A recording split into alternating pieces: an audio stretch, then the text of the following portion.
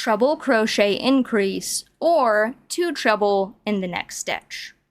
A treble crochet increase just means that you are placing 2 treble stitches into the same stitch or space below. Let's do it together. To begin your increase, just place a normal treble into the indicated stitch. Yarn over twice, and insert your hook into the next stitch or space below. Yarn over and pull up a loop. There are 4 loops on the hook. Yarn over and pull through 2. Yarn over and pull through 2.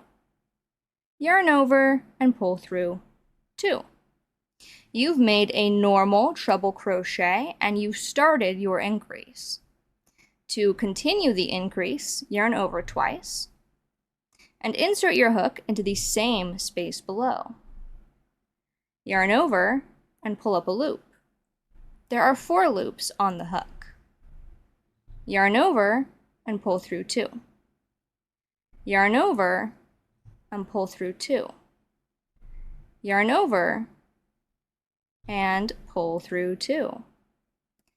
You have completed a treble crochet increase into the next stitch.